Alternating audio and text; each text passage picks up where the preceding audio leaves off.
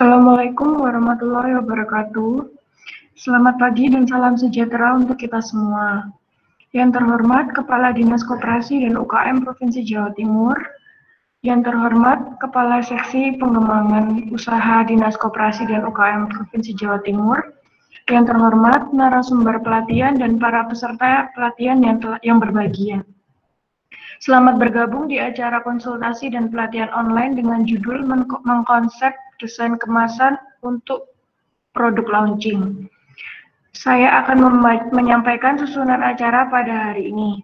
Yang pertama, pembukaan.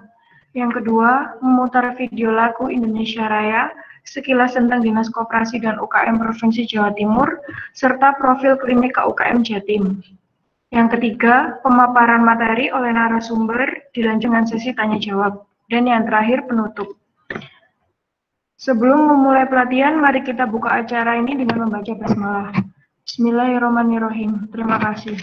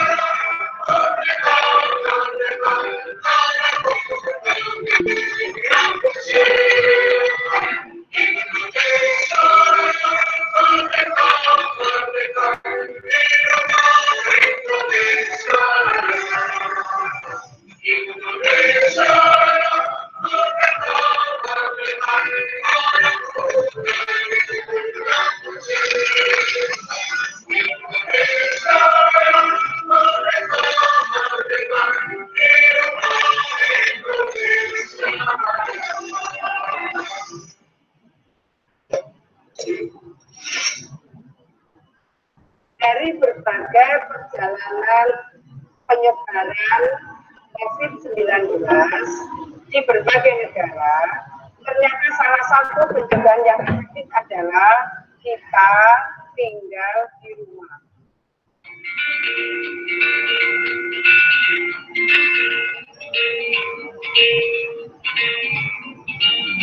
Assalamualaikum warahmatullahi wabarakatuh. Kami atas nama Keluarga Besar Dinas Koperasi Usaha Kecil dan Menengah Provinsi Jawa Timur menghimbau kepada rekan-rekan saya, dinas yang membidangi koperasi dan usaha mikro di kabupaten dan kota, serta seluruh pelaku koperasi usaha mikro kecil dan menengah di Jawa Timur agar bersama-sama melakukan dan mengantisipasi terhadap wabah corona. Saat ini, pemerintah Provinsi Jawa Timur sedang bekerja keras untuk menekan angka terjangkitnya virus corona Jawa Timur. Dengan mengacu pada petunjuk Presiden Republik Indonesia dan Ibu Gubernur Jawa Timur agar menjaga kebersihan di lingkungan masing-masing, cuci tangan memakai sabun dengan air mengalir dan atau menggunakan juga hand sanitizer, memakai masker bila sedang sakit, dan bila demam dan sesak nafas segera ke fasilitas kesehatan terdekat. Kurangi jabat tangan, menutup mulut dan hidung ketika bersin dengan tangan atas berjata, meminimalisir kegiatan keramaian serta jaga jarak yang aman dalam berkomunikasi, menjaga imun tubuh dengan berolahraga dan mengkonsumsi makanan bergizi setiap hari. Kepada seluruh pelaku koperasi usaha mikro kecil, saya mengajak apabila dalam melakukan segala aktivitas, tolong bersihkan peralatan dengan benar dan bersih. Cuci tangan memakai sabun dengan air mengalir atau dengan hand sanitizer setelah melakukan aktivitas usaha. Dan siapkan tisu kering maupun tisu basah. Kemudian menggunakan sarung tangan dalam mengolah produk atau saat melayani penjualan, apakah itu makanan, apakah itu minuman, baik di restoran, kafe, atau dan lain sebagainya. Kemudian pelaksanaan rapat perangkat atau dalam tempat saya mengajak kepada seluruh insan koperasi dan UMKM di Jawa Timur, ayo kita bersama-sama melawan corona. Waspada harus, panik jangan. Wassalamualaikum warahmatullahi wabarakatuh.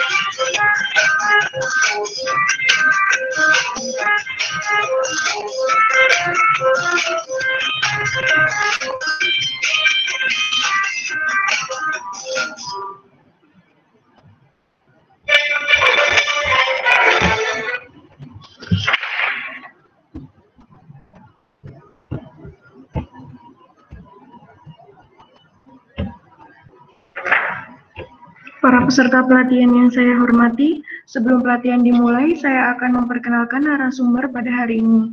Beliau adalah Bapak Nasrullah Hasin, selaku tenaga ahli packaging dan branding di Klinik KUKM Jatim. Kita persilahkan kepada narasumber untuk menyampaikan materi. Silakan Bapak. Terima kasih Mbak Kenyo, Mbak-mbak semua yang ada di PDC pagi ini, membantu kelancaran kegiatan pagi ini. Assalamualaikum warahmatullahi wabarakatuh.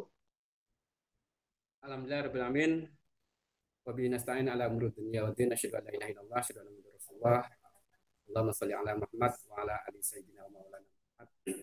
alhamdulillah bersyukur kita pada Allah Subhanahu wa taala, Bapak Ibu, sahabat-sahabat UKM semua ya.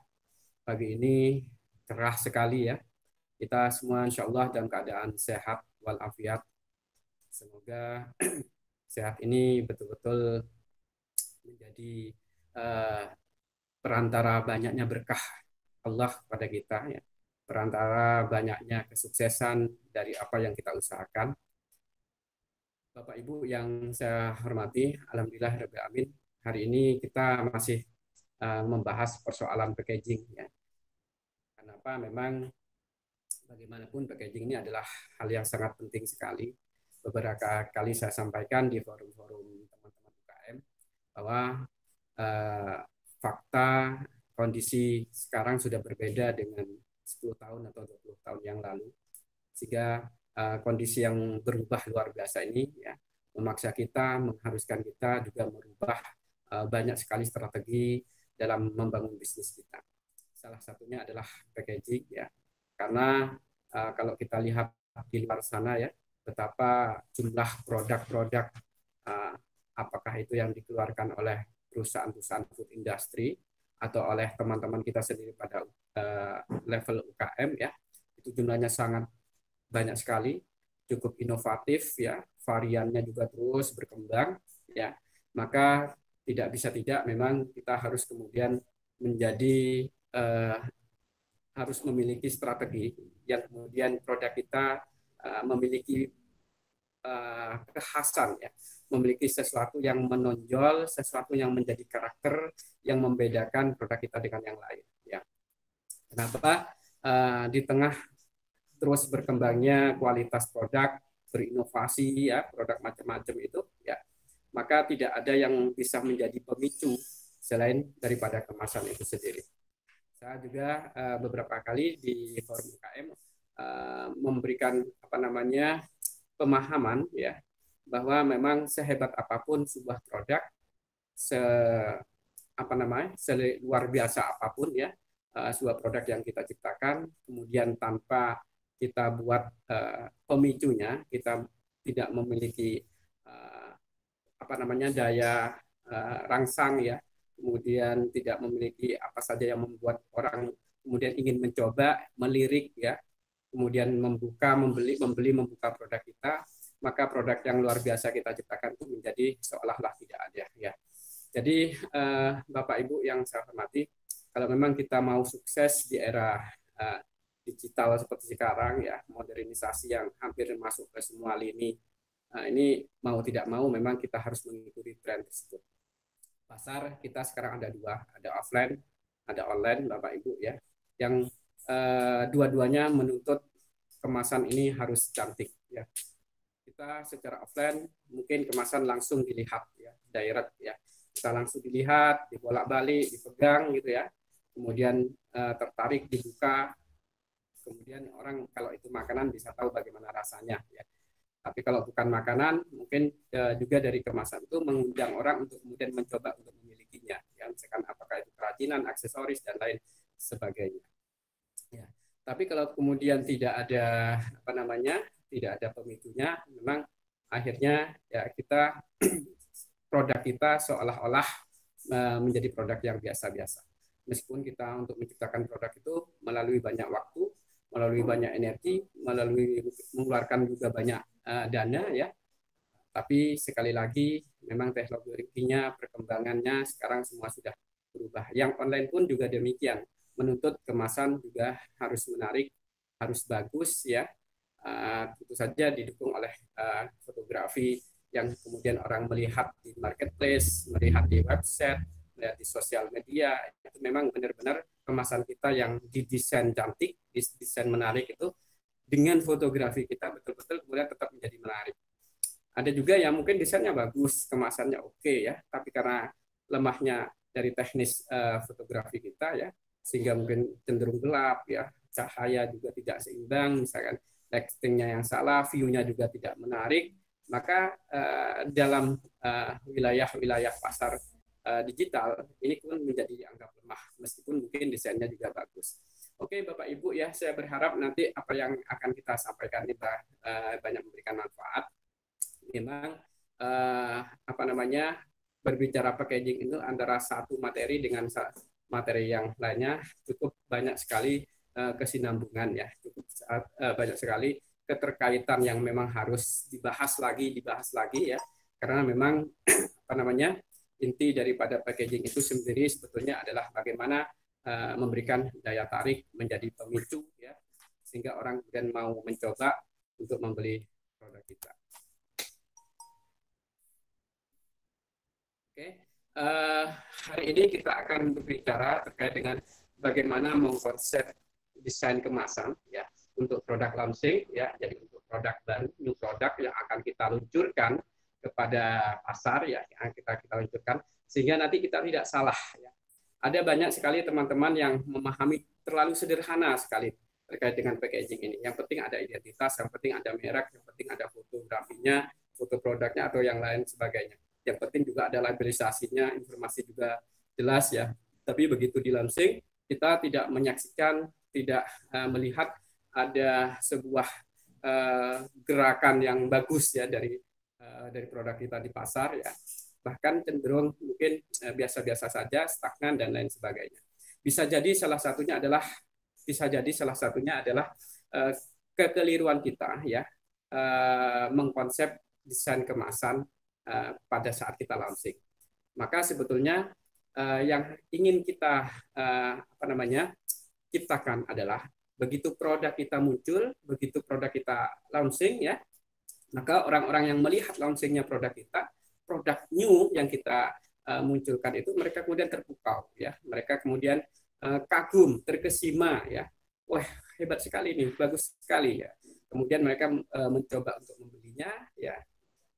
Kemudian kalau makanan coba mungkin untuk dicicipinya dan lain sebagainya. Maka penentunya memang adalah begitu muncul produk kita ya, begitu kita luncurkan produk kita, bagaimana publik, bagaimana calon konsumen itu kemudian merasa saya harus beli produk ini karena produk ini sepertinya yang saya apa namanya, tangkap dari konsep desain kemasan, yang saya tangkap dari bentukan kemasannya ini betul-betul seolah-olah mewajibkan saya sebagai calon konsumen untuk membelinya. Nah, harusnya seperti itu ya. Cuman seringkali karena memang yang dibuat adalah ya sekedarnya apa adanya, yang penting ada merek tadi ya, kemudian ada foto produknya, ada warna dan lain sebagainya, maka begitu munculnya produk kita yang dimana setiap kita produsen yang ingin memunculkan produk baru itu, bagaimana produk kita betul-betul dilirik oleh banyak orang, tapi ternyata tidak demikian adanya. Orang melihat biasa-biasa saja. Nah, kalau sudah di awal saja ya, di awal saja tidak memberikan efek apa-apa, tidak muncul perangkap emosional ya pada calon konsumen kita ya, maka wah ini agak berat untuk selanjutnya ya.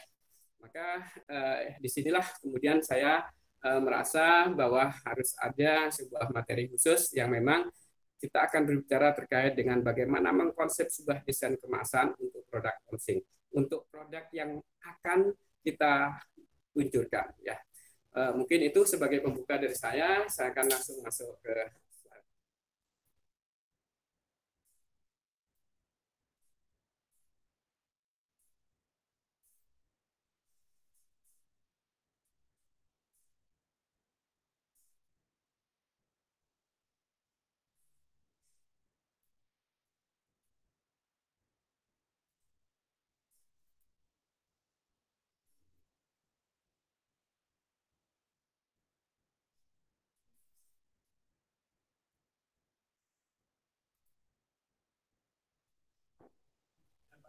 Oke. Mengkonsep desain kemasan untuk produk launching ya, disampaikan oleh saya Nasrul Hasin sebagai tenaga ahli BDC Klinik Koperasi UKM Dinas Koperasi dan UKM Provinsi Jawa Timur. Di sini di cover ini ya kita gambarkan visualisasi meluncurnya sebuah roket gitu ya. Jadi kita ibarat produk kita ini memang mau kita luncurkan, disaksikan oleh orang banyak, mengagetkan dunia kan begitu ya, mengagetkan dunia, dan kemudian orang-orang yang menyaksikan launchingnya atau yang mengetahui launchingnya produk kita merasa perlu untuk lebih banyak tahu tentang produk kita ya. Maka kuncinya adalah agar mereka merasa harus banyak tahu, untuk mengetahui produk kita, maka salah satu kunci utamanya ada di desain kemasan. Kenapa? Karena desain kemasan ini adalah wajah bisnis kita, ya, wajah brand kita. Maka orang kemudian menerima apa saja yang ada dalam benak mereka. Persepsi apa yang kemudian muncul pada benak setiap konsumen melihat kemasan kita bergantung bagaimana kita mengkonsep wajah bisnis kita ini, wajah produk kita, wajah kemasan kita. Ya. Jadi maka sekali muncul haruslah memberikan efek yang luar biasa, menjadi perangkap emosional, ya, sehingga orang tidak bisa tidak harus mencoba produk baru kita. Ya. Oke, ya, ini coming soon, ya, produk baru yang akan siap diluncurkan, ya. Jadi maunya kita membuat penasaran, ya, maunya kita membuat visual seolah-olah akan ada produk baru. Kita sering menyaksikan Bapak Ibu, ya, di beberapa stasiun TV, di beberapa iklan, ya. Kadang-kadang kita menemukan atau menyaksikan sebuah tayangan iklan, ya, yang durasinya ya cukup lumayan, ya, antara 20 detik gitu. Cuman dia tidak atau belum menampilkan produknya. Tidak atau belum menampilkan produknya. Sehingga intinya hanya coming soon, ya. Jadi tunggu, kami akan datang setelah ini. Kami akan muncul produk baru kami. Sehingga produk kita belum ditunjukkan. Wajahnya seperti apa, desain kemasannya seperti apa, bentukan kemasannya seperti apa, kita belum ditunjukkan, ya. Tapi iklan dan promosinya sudah sedemikian santer. Ya.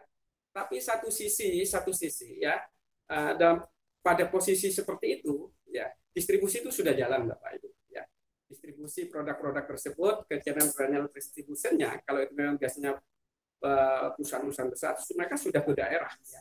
Produk mereka sudah diterima distributor, sudah diterima agen, ya, sudah masuk toko-toko bahkan, ya. Meskipun mungkin iklannya belum begitu langsung vulgar bahwa ini produknya, mereknya ini, wajah kemasannya seperti ini. Ya. Tapi begitu pada saatnya nanti launching produk itu, promosi atau ditunjukkan seperti apa wajah produknya itu, maka seketika itu konsumen atau calon konsumen itu sudah bisa langsung mendapatkannya di toko. Jadi bukan kemudian iklannya di launching, ya, apa produknya di launching, iklannya kemudian muncul, produknya masih di pabrik. Wah, itu buang waktu namanya, ya, buang waktu. Jadi memang ini hanya strategi saja, ya, strategi saja. Sehingga orang kemudian merasa penasaran, dibuat ingin tahu apa sih sebetulnya yang akan muncul ini, produk jenis apa, produk makanan apa, produk sabun mandi apa, kan gitu, kosmetik apa, ya, tergantung bagaimana cara menyajikan, mengkonsep iklan di pertama itu untuk kemudian membuat orang merasa penasaran. Ya, lah yang sudah penasaran seperti itu, orang yang kemudian menunggu-nunggu apa yang akan dimunculkan itu, lantas tidak didukung oleh konsep desain yang bagus. Waduh, hilang semua itu. Rasanya beratus-ratus juta duit yang kita buat untuk pasang iklan, untuk kita promosi di stasiun TV itu, rasanya hangus, ya. Kenapa? Karena kemudian ini yang ditunggu, cuma ternyata tampilan kemasannya tidak begitu memicu, tidak begitu memberikan efek perangkap emosional, ya, sehingga orang merasa oh gitu-gitu aja. Padahal sebetulnya untuk tahu produknya itu dia harus beli, kan gitu, lebih detail. Tapi karena munculnya di televisi itu konsep desainnya itu biasa-biasa saja, tidak akan mendorong orang untuk kemudian yang kemarin sempat penasaran mencoba untuk membuktikan mencari produk tersebut. Ya. Maka memang banyak sekali strategi, ya, strategi yang harus kita buat bahkan sebelum produk launching sekalipun, sebelum kemasan itu kita publis ke masyarakat. Ya. Ketika ingin meluncurkan produk terbaru, mungkin kita bingung harus menyeleksi kemasan yang tepat dan cocok untuk produk tersebut. Ya. Jadi apakah bentuknya, apakah bahan kemasannya, ya, warnanya, dan lain sebagainya. Bahkan ketika sudah ditentukan bahan kemasannya itu apa, misalkan ketebalannya, ini juga harus perlu dipertimbangkan. Ketebalan kemasannya itu berapa yang kita butuhkan, berapa mikron, berapa GSM, ini harus dipertimbangkan juga.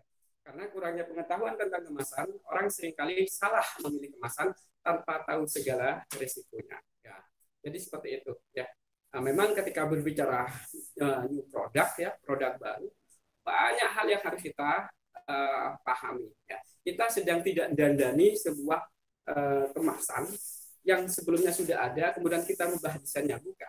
Tapi betul-betul kita sedang membuat sebuah produk baru dengan tampilan wajah yang juga baru dikenal oleh publik, ya, maka kemudian banyak hal-hal yang memang harus kita siapkan. Jangan sampai kemudian ketika masuk produk itu, diterima produk itu dengan kemasannya tersebut, ternyata ada masalah di pasar, ya, ada masalah di pasar. Oke. Jadi ini adalah tahapan menentukan kemasan untuk produk baru. Jadi ini adalah tahapan menentukan kemasan. Jadi menentukan kemasannya. Kita belum bicara desainnya dulu. Ya. Menentukan kemasannya. Satu, pahami produk. Pahami produk. Jadi produk itu seperti apa? Kemudian kenali merek. Ya. Kemudian kenali target konsumen. Kemudian cara menggunakan produk. Kemudian pahami logistik dan proses pengiriman.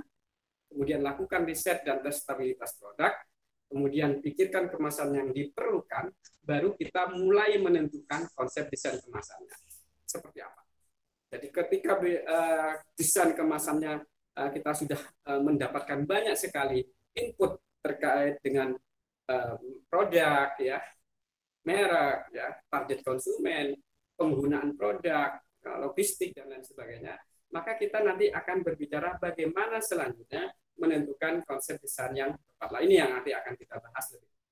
Kemudian barulah produk itu kita luncurkan, ya.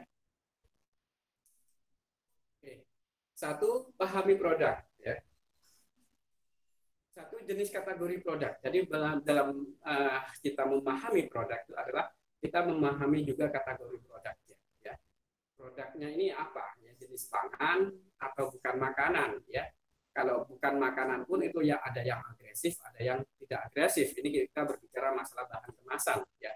Jadi sabun itu bukan makanan, pestisida juga bukan makanan. Tapi antara sabun yang bukan makanan dan pestisida yang bukan makanan juga itu memiliki karakteristik kebutuhan kemasan yang berbeda.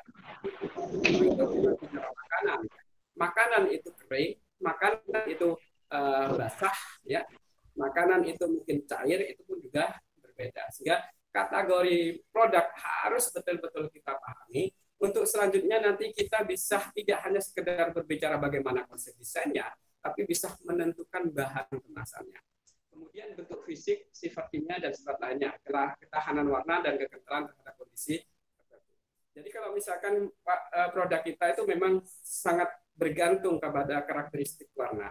Bergantung sekali ketika dibuka, memang warna itu menjadi salah satu kekuatan dari keunggulan produk kita. Maka nanti dia harus dipahami, kira-kira kalau produk ini agar tetap aman warnanya, ya, ketika di display, yang kita kadang-kadang tidak tahu kondisi displaynya seperti apa, kemasan atau bahan kemasan apa yang harus kita siapkan sehingga panasnya matahari atau kelembapan dan lain sebagainya itu tidak akan mengganggu kadar warna tersebut, ya, tidak akan. Sehingga kalau merah ya tetap merah, biru tetap biru, ya. Itu kalau kita berbicara masalah warna. Ada memang produk-produk yang butuh sekali tampilan warna itu tetap bagus, ya, apakah itu pada makanan ataupun juga bukan makanan. Kemudian sifat produk, ya, sensitivitas produk. Nah, ini harus dipahami, ya. Kita bicara makanan, kemudian kita merujuk kepada keripik, ya. Keripik, kemudian kita kerucut lagi keripik apa, ya. Maka ada keripik kentang, ada keripik buah, ya. Ada kemudian keripik singkong dan lain sebagainya. Sama-sama keripik pun dalam kondisi yang kering itu pun juga harus kita pahami bagaimana kemudian kita nanti menentukan bahan kemasan. Ada beberapa produk yang memiliki sensitivitas tinggi, misalkan produk susu bubuk, ya. Susu bubuk sensitivitas tinggi, sehingga harus betul-betul kita selektif menentukan bahan kemasan. Keripik buah sensitivitasnya tinggi. Ketika kita mungkin mengemas dengan plastik PP, Bapak Ibu, yang transparan itu, ya, bening, transparan, pada kasus-kasus kita mengemas keripik singkong tidak masalah. Tapi begitu dia buat untuk mengemas keripik kentang, yang kentangnya adalah kentang yang asli gitu ya, seperti apa namanya Cipitos gitu ya, seperti apa namanya Citos dan lain sebagainya itu ya, itu yang memang asli kentang ya, kentang itu pasti akan bermasalah ya. Apalagi mungkin salah satunya adalah keripik buah, tidak bisa tidak karena ini keripik buah yang sensitivitasnya tinggi, maka harus menggunakan aluminium foil misalnya. Tidak tergantikan dengan kita menggunakan metalize, tidak bisa tergantikan dengan kita menggunakan PP atau yang lainnya ya, meskipun itu apa namanya thickness-nya, ketebalannya tebal ya. Jadi ini yang harus kita pahami. Produk kita jenis produk apa? Produk yang memiliki sensitivitas tinggi kah? Atau mungkin produk yang mungkin tidak terlalu rewel ya, produk yang umum yang biasa-biasa banyak diproduksi oleh teman-teman UKM ya. Nah, itu harus dipahami sehingga itu sangat menentukan sekali kita pakai produk. Pak, kalau PY misalkan itu sensitivitasnya itu ada pada apa namanya mudah remuk kan gitu ya. Nah, itu juga harus dipahami ya. Nggak harus kemudian menggunakan aluminium foil. Yang terpenting adalah bagaimana kemudian apa namanya kondisi yang mudah hancur itu bisa kemudian terlindungi oleh bahan kemasannya. Umur produk yang diharapkan. Nah, ya.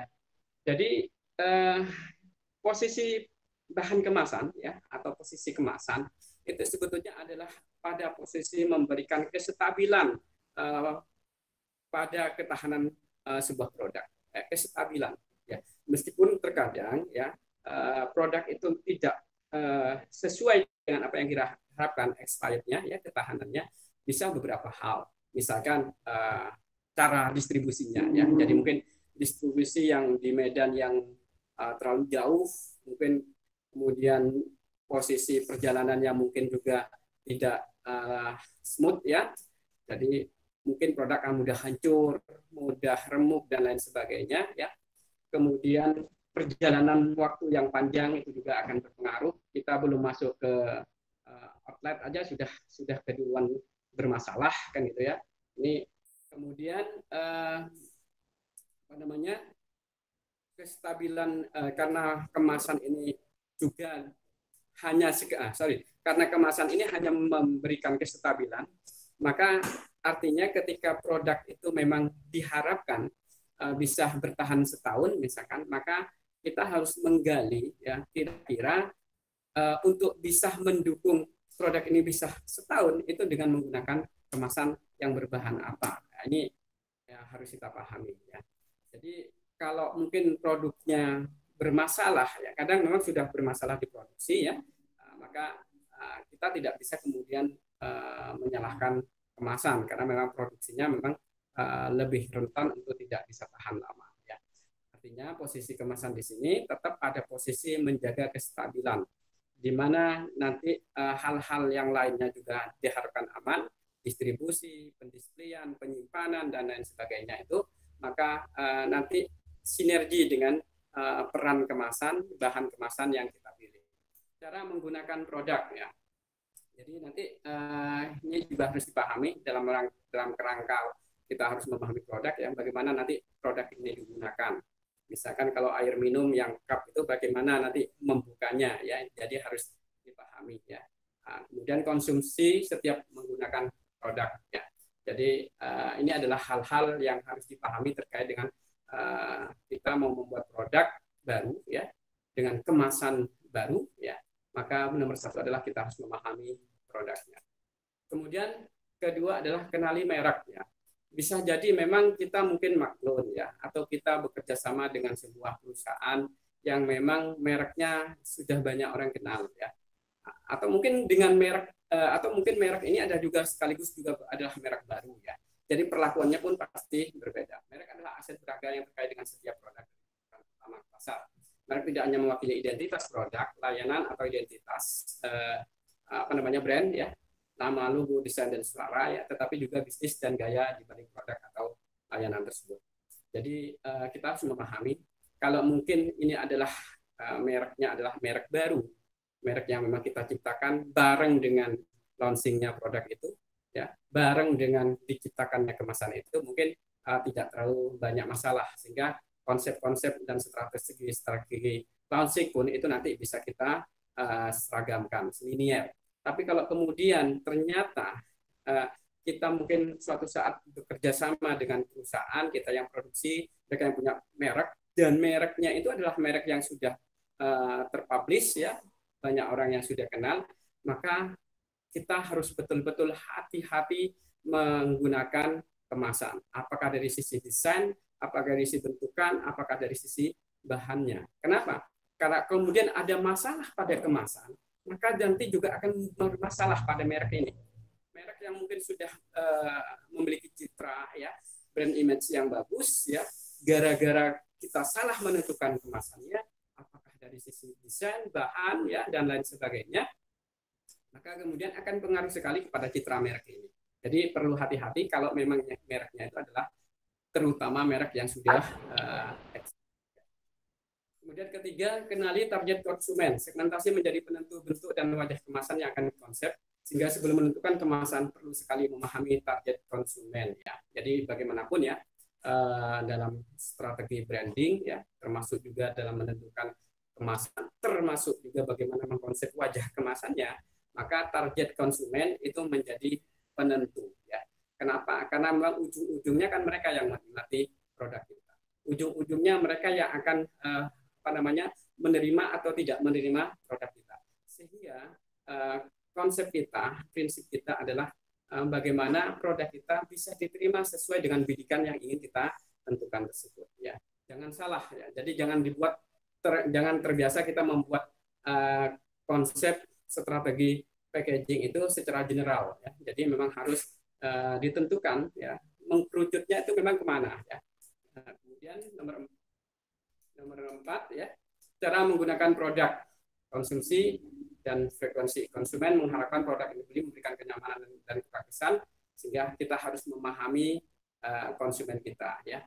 Jadi produk yang dibeli itu harus memberikan fleksibilitas, ya, kemudahan, ya, sehingga kira-kira kalau ini misalkan minuman, cara bukanya nanti bagaimana yang mudah, kalau kemudian ditutup lagi bagaimana, itu sudah terpikirkan di depan. Kalau produk kita berbahan kertas, nanti bukanya gimana, apakah ini sekali dipakai, kemudian buang, atau mungkin masih bisa dimanfaatkan lagi. Ini sudah diperhitungkan di depan. Seperti halnya apakah produk Anda membutuhkan sendok, garpu, atau sedotan. Nah, ini sudah ada di depan, ya. Jadi jangan kemudian muncul di belakang, ya. Jadi di awal kita akan, setelah kita pahami produk, ya, nanti kemudian kita akan mengarah kepada fleksibilitas yang memang dibutuhkan, kepraktisan yang memang dibutuhkan nanti oleh konsumen kita. Jangan sampai kemudian produk bagus, kemasan cantik misalkan, tapi tidak fleksibel, artinya tapi tidak memberikan kemudahan, ya, tidak memberikan kemudahan. Maka ini yang kemudian juga memperburuk tampilan atau memperburuk orang menilai kemasan kita. Kemudian yang kelima adalah pahami logistik dan proses pengiriman, ya. Pertama, jumlah tumpukan dalam satu palet dan berapa banyak palet dalam tumpukan, ya. Jadi sampai kepada arah distribusi, ya, ke arah distribusi nanti pun, ya, itu juga sudah harus dipikirkan, ya. Ini mungkin yang tidak pernah dibayangkan oleh teman-teman UKM, tapi kalau di perusahaan-perusahaan yang sudah besar, ya, maka ahli-ahli packaging mereka sudah memikirkan sampai ke sini, ya. Jadi mulai dari inner outernya, primer skandernya, itu seperti apa itu sudah dikonsep di awal, ya. Jangan kemudian ketika kita banyak sering terjadi, ya, ketika kita bingung pada saat kita akan menentukan dusnya, ya. Kita bingung ketika kita akan menentukan dusnya. Kenapa? Karena susunannya ternyata tidak praktis. Karena susunannya kalau disusun, ya, itu akan bermasalah, menjadi nekuk, menjadi goyang dan lain sebagainya. Kenapa? Karena memang kadang kita tidak integrated, ya, tidak langsung berpikir nanti nextnya ini seperti apa, ya, sehingga hanya parsial. Kita hanya fokus pada kemasan yang utama saja, yang primer. Kemudian mudah transaksi yang akan digunakan, kemudahan membuka dan menutup kemasan, ya, serta alat yang digunakan dalam seluruh rangkaian pasokan. Nah, itu juga harus terpikirkan ya. Jadi ada proses-proses pengiriman tentunya yang saya maksudkan. Jadi seperti apa nanti ya kira-kira ya. Nah, jadi harus kita pahami. Kemudian ketiga, cara mencegah kontaminasinya pun juga bagaimana, baik karena jamur maupun rayap ataupun yang lainnya atau yang lainnya. Ya. Jadi kita harus memikirkan terjadinya kontaminasi tersebut ya.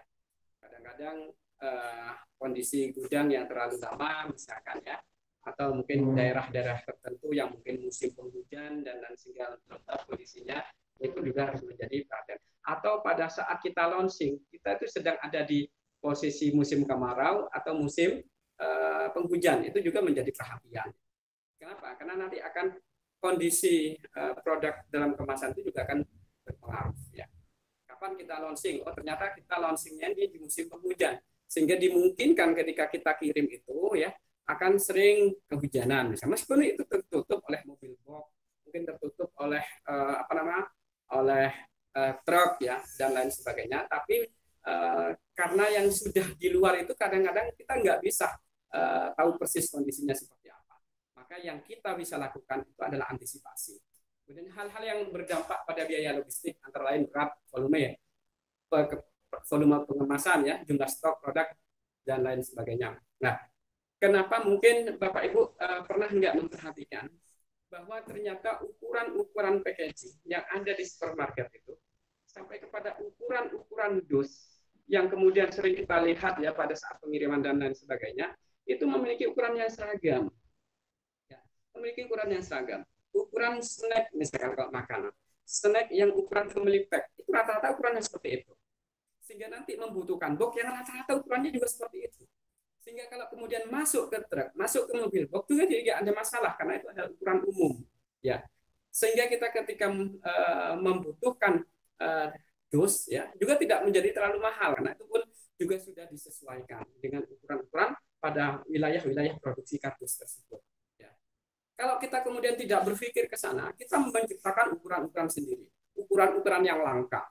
Maksudnya sih agar kita memiliki terkesan berbeda dengan yang lainnya. Yang kita bedakan di ukuran. Maka efeknya akan kita ciptakan juga ukuran kardus yang pasti tidak umum juga. Ya, maka ketika ukuran kardus tidak umum, kita gitu. Bahkan mungkin ketika pada kasus produksi kardusnya ada banyak bahan kertas atau bahan kardus itu yang terbuang. Yang kemudian waste terbuangnya itu pun juga akhirnya terhitung pada biaya kemasan kita. Ini kemasan saya kecil, ya, tapi kenapa jatuhnya sama dengan kemasan yang besar ini? Kardus saya kecil, tapi kenapa jatuhnya kok sama dengan kardus yang ukurannya besar? Nah, jadi itu kadang-kadang tidak kita pertimbangkan, Bapak Ibu. Belum lagi ketika pada saat pengiriman, ya, belum lagi pada saat pengiriman, sehingga banyak hal yang harus kita pahami terkait dengan packaging, ya. Makanya ada packaging itu ada strukturnya, ada primer, ada sekunder, ada tersier. Ya. Maka ketika kita melaunching produk, sesungguhnya ya harus kita sudah berpikir ketiga-tiganya ini, tidak hanya berpikir pada posisi inner ya, atau posisi primer, ya, tapi sudah primer dan sekunder. Kemudian yang keenam, lakukan riset dan testabilitas produk. Nah, kalau di perusahaan-perusahaan ini pasti dilakukan ya. Seberapa kuat kemasan kita itu sudah dites dulu. Jadi misalkan kalau panas ya, kalau misalkan satu masalah warna, maka itu akan dilakukan tes terkait dengan kekuatan pigmen warna tersebut. Ya, saya sering melakukan tes tersebut. Misalkan saya bikin sebuah produk flexible packaging, ya, warnanya merah. Maka ketika saya cetak produk itu, ya, kemasan itu, saya akan melakukan tes seberapa lama sih kekuatan warna merah ini ketika ada di luar.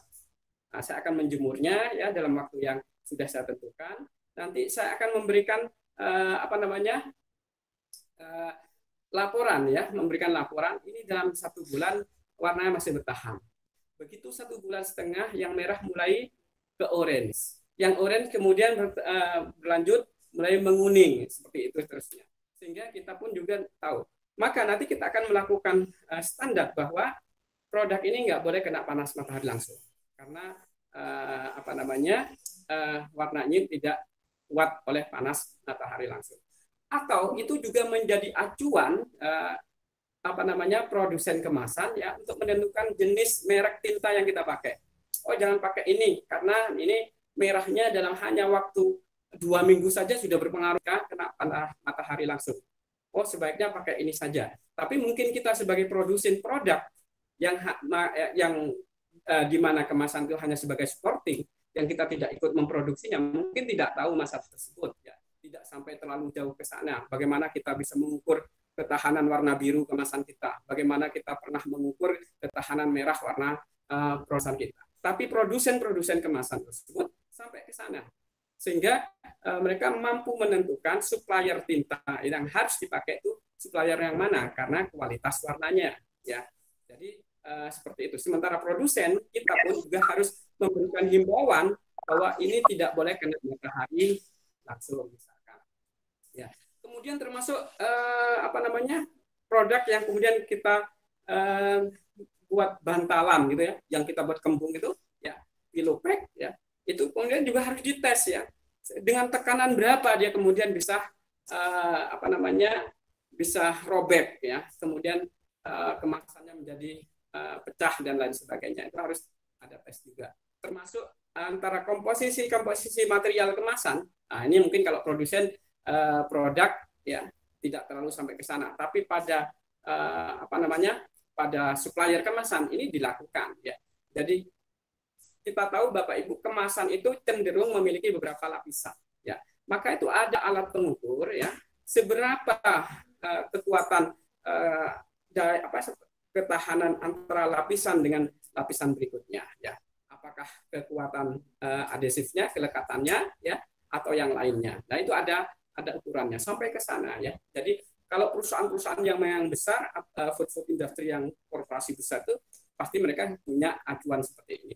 Sehingga mereka bisa memiliki standar bahan kemasan yang pasti, standar bentuk kemasan yang pasti, standar ukuran kemasan yang pasti. Nah, itu yang kemudian, ya ini hanya mungkin kalau bagi teman-teman UKM, cukuplah ini sebagai wawasan bahwa untuk membuat sebuah kemasan produk launching itu sampai seperti itu. Perhatikan juga anggaran yang tersedia, karena pada umumnya custom packaging akan membutuhkan jumlah atau volume yang cukup besar ya. Jadi ini juga harus kita pahami ya, ada minimum order dan pemesanan kemasan itu, sehingga ini yang kemudian kita harus pahami terkait dengan ya kemampuan kita berapa minimum ordernya. Pasti dalam umum produksi kemasan sama lah dengan produksi apa saja, dalam jumlah yang besar pasti akan menekan cost, akan harga menjadi lebih murah ya. Kalau kemudian kita hanya nyoba dalam jumlah yang kecil, masih bisa diproduksi, tapi tentunya biasanya konsekuensinya harga akan jatuh lebih mahal. Ya. Lakukan uji stabilitas produk, gunanya untuk melakukan kecocokan produk dan kemasan apakah sudah betul-betul terlindungi. Kalau misalkan produknya adalah minyak goreng, ya, maka harus dites itu, kira-kira mengalami kebocoran atau tidak. Kalau hari ini tidak bocor, apakah sampai 1 bulan, 2 bulan, 3 bulan, 1 tahun, minyak goreng itu tidak bocor? Kalau kemudian dalam hitungan 3 bulan bocor, berarti ada masalah pada tekanan silnya, kan itu. Maka itu kemudian yang harus kemudian dikoreksi ya oleh produsen kemasan agar kemudian tidak terjadi sehingga produsen minyak gorengnya menjadi tidak kecewa. Ya. Jadi banyak sekali ya memang harus dilakukan. Tapi sekali lagi ini menjadi sebuah wacana ya sebuah pemahaman yang harus kita pahami bersama bahwa ternyata menentukan kemasan, memilih bahan kemasan, kemudian bagaimana kemudian kita ngetes kekuatan, stabilitas produk itu juga harus kita pikirkan. Kemudian pikirkan kemasan apa saja yang diperlukan. Nah, ini pendukung-pendukungnya ya. Jadi kalau kita tadi saya sampaikan bahwa kadang-kadang kita hanya fokus pada primernya saja, pada inner packagingnya ya, tapi kemudian tidak kepada yang lainnya, ini salah. Maka setiap pada produk launching itu pasti kita akan membutuhkan banyak hal sebagai support dari kemasan yang kita buat. Satu, kotak luar mengamankan produk selama proses pengiriman. Apakah itu dari ketebalan, ya spek bahannya, ukuran boxnya, ya atau kotak luarnya harus kita tentukan.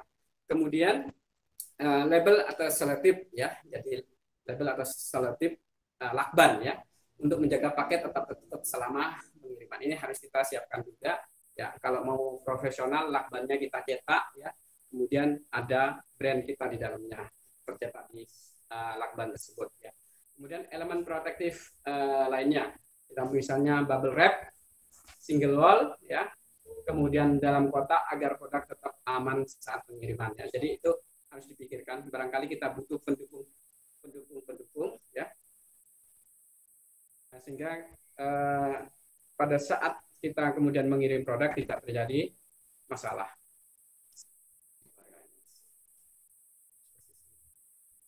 Tisu atau pilihan pembungkus. Untuk membungkus produk di kotak utama tetap memberikan kesan indah, higienis dan mewah. Nah, ini sering kita temukan pada kasus-kasus pengalaman unboxing Bapak Ibu ya. Sekarang sudah, karena memang trennya pemasaran online ya, digital marketing sudah luar biasa, sehingga kadang-kadang secara personal produknya ya, mengirimkan produksi sendiri, memasarkan sendiri, mengirim sendiri gitu ya. Sehingga salah satu ketika kita ingin memberikan kesan yang mengesankan gitu ya, pengalaman yang mengesankan dalam pengalaman unboxing, ketika konsumen kita, pembeli kita membuka produknya yang kita kirim ya, mereka merasa senang dan puas, maka salah satunya mungkin kita harus membeli tisu. Atau kemudian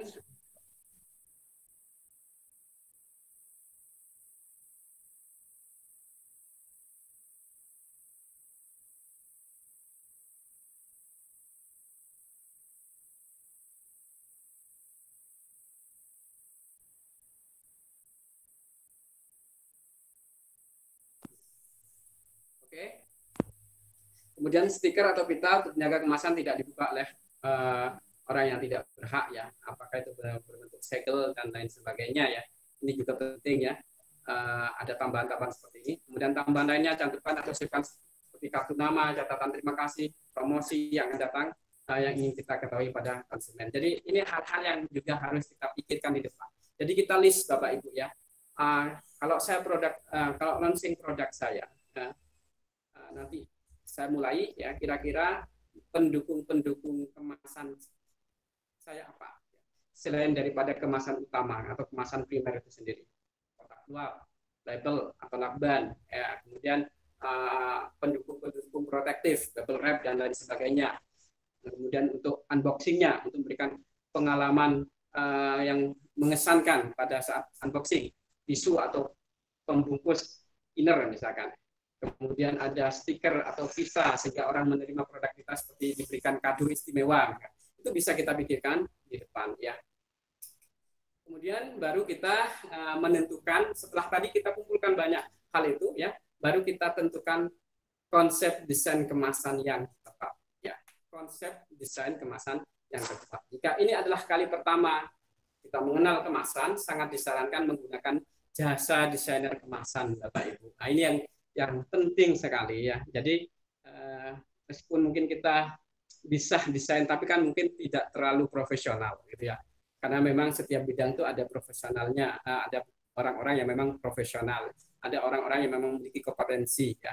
Maka kalau kita sudah ingin bersaing ya di era sekarang, maka kita harus merelakan diri mengeluarkan tambahan dana ya, tambahan dana untuk kita membayar desainer kemasan ini.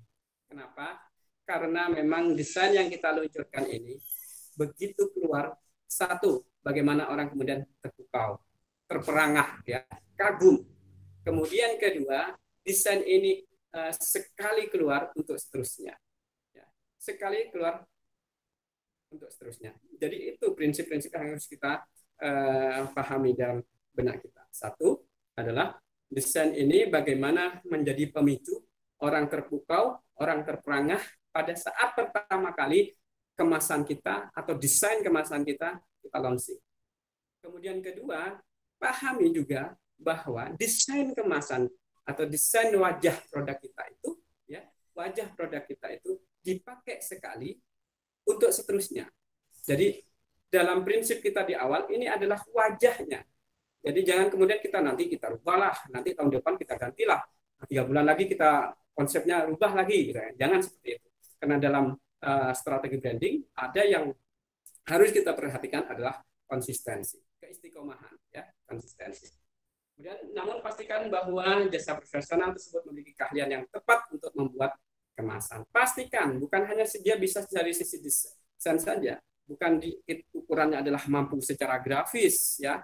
Kalau sekarang mampu secara grafis, secara aplikatif, ya, maka sekarang banyak sekali, ya, sekolah-sekolah yang meluluskan tenaga-tenaga desainer yang secara aplikatif itu bisa untuk sekedar mendesain tersebut. Tapi apakah itu bisa menghasilkan sebuah karya desain kemasan yang profesional dengan berbagai macam kaidah-kaidah yang harus dipahami, ya, maka ini masih tidak terlalu banyak. Ya. Maka saran saya, Bapak Ibu, karena desain kemasan ini adalah penting, ya, maka pakailah jasa yang profesional. Nah, kita baru mungkin, ya, kalau kita telaah dari awal tadi, dari poin 1 sampai poin 7 tadi, ternyata hal-hal sebelum menggarap sebuah desain kemasan saja, itu banyak sekali hal yang harus kita pahami. Harus banyak yang sudah kemudian kita catat, kita list apa yang harus kemudian kita jadikan support kemasan yang akan nanti kita launching itu. Ya. Sedemikian rumitnya, sedemikian banyaknya, kan gitu. Ternyata desainnya kita bikin apa adanya. Ternyata desainnya kita kerjakan kepada orang-orang yang sekedar bisa bertolak belakang dengan apa yang harus tadi di depan itu kita pahami semua, ya, semua banyak hal itu, ya, yang bahkan butuh analisa, butuh riset dan lain sebagainya. Ternyata ujung-ujungnya wajah kemasannya nggak ada hebat-hebatnya. Gitu. Kenapa? Karena salah kita memilih jasa desainer kemasan. Ya. Kemudian ini beberapa hal yang harus dipahami dalam mengkonsep desain kemasan. Beberapa hal yang harus dipahami dalam mengkonsep desain kemasan. Kita sudah bicara khusus kepada desain kemasannya. Tidak lagi berbicara kemasan secara umum, packaging secara umum, tapi khusus kepada desain kemasan. Ya. Desain kemasan harus menarik. Nah, ini intinya. Desain kemasan harus menarik. Konsumen berbelanja di supermarket butuh hanya sekitar 3-5 detik untuk melihat ke arah produk. Ini sering saya sampaikan, ya. Jadi kenapa harus menarik? Karena konsumen kita ketika akan ketika kita bertaruh di supermarket, ya, di retail modern, di toko-toko dan lain sebagainya, kita hanya bertaruh dengan semua kompetitor kita itu 3-5 detik. Ya, 3-5 detik saja. Kalau kemudian dalam hitungan 3-5 detik itu kita tidak memberikan sesuatu yang ampuh, tidak memberikan perangkap emosional, maka kita akan ditinggal. Produk launching yang kita buat, ya, yang sudah dengan banyak sekali harapan kita, ya, akhirnya menjadi tidak memberikan efek apa-apa. Kemudian kedua, pemenang pemasaran sekarang tapi yang mampu membangun persepsi positif. Jadi paradigma berpikir sekarang memang harus diubah, bahwa pertarungan pemasaran itu bukan lagi pertarungan produknya, tapi pertarungan persepsi. Maka kemasan itu yang kemudian memiliki peran bagaimana membangun persepsi yang positif kepada calon konsumennya. Ya. Hal-hal yang lain-lain tadi sudah kita pahami, tapi justru ketika kita launching produknya, kemasannya sudah kita ciptakan, justru tidak memberikan persepsi yang positif. Nah, ini ada yang salah berarti, ya. Kemudian desain kemasan adalah identitas visual brand. Nah, kenapa kemasan itu harus bagus? Karena ini adalah identitas visual brand kita. Ini adalah wajah brand kita, wajah bisnis kita, wajah produk kita. Ya, sehingga memang harus serius. Ya, sehingga bagaimana kemudian orang mempersepsikan bangunan bisnis kita? Yang salah satunya adalah bagaimana orang itu ketika melihat wajah kemasan kita. Kalau wajah kemasan kita itu sudah tampil profesional sekali, ya, kelihatan didesain oleh seorang ahli, ya, ahli kemasan, ya, ahli desain kemasan, maka dia akan sebanding dengan produk-produk kemasan, ya, yang memang diproduksi oleh perusahaan-perusahaan besar. Ya. Kenapa? Karena sama-sama profesional yang menangani. Desain kemasan adalah aset intangible, aset yang tidak kelihatan, ya. Maka kita harus paham, ya, bahwa salah satu bagian daripada aset yang kita miliki, selain mesinnya, gedungnya, karyawannya, alat dan lain sebagainya, armadanya dan lain sebagainya, maka desain kemasan atau wajah bisnis kita itu adalah aset kita juga, aset yang tidak terlihat. Ya, jadi orang akan melihat hebat tidak hebat, ya, orang akan melihat profesional tidak profesional adalah dari aset intangible ini. Ya, jadi kemudian saya berharap harus dipahami secara sungguh-sungguh, ya, harus diseriusi bahwa memang desain kemasan itu memang penting sehingga harus menarik. Desain kemasan harus menjadi pemicu, ya, harus menjadi pemicu. Ya, karena fungsinya langsung berhadapan dengan konsumen. Dia yang berhadapan dengan konsumen, bukan produsennya. Ya, jadi kemasan itu, apalagi sekarang ya, ketika kebutuhan mungkin tidak terlalu banyak butuh SPG, detailer yang kemudian menjelaskan produk kita, maka cukup desain kemasan itulah yang kemudian akan berkomunikasi langsung, berhadapan langsung, merangkap langsung, ya, memberikan perangkap maksudnya, ya, kepada konsumen untuk kemudian dia terjebak atau dijebak tidak kemana-mana selain membeli produk kita, ya, maka memang dia harus menjadi pemicu, harus didesain yang betul-betul bisa menjadi pemicu. Kemasan harus dapat memberikan impresi spontan yang mempengaruhi tindakan positif konsumen di tempat penjualan. Kemasan berfungsi sebagai perangkap emosional yang sangat ampuh untuk menjaring konsumen. Jadi luar biasa. Ini saya contohkan di sini, ya. Jadi betapa ini desainnya, ya, seolah-olah memang ada buah, ya, ada buah asli, terpampang buah asli, sehingga antara buah yang real dengan fotografi pada kemasan ini tidak ada bedanya. Jika orang melihatnya seperti buah asli, seperti buah asli, ya. Yang misalkan yang mangga seperti mangga asli. Antara pertemuan dengan mangga real dengan fotografi mangganya, ya, itu seolah-olah tidak ada bedanya. Makanya kemudian sama kalau kita menonton televisi, itu salah satu yang menjadi daya tarik atau keunggulan dari sebuah teknologi, ya, layar LCD itu seolah-olah memang kita melihat real seperti kita berhadapan langsung dengan kenyataannya, dengan benda yang betul-betul ada seolah-olah di depan kita. Sama dengan packaging itu diharapkan bisa seperti itu. Baru kita memulai menentukan konsep desain kemasan. Jadi ada 5, ya, ada 5. Ini apa namanya?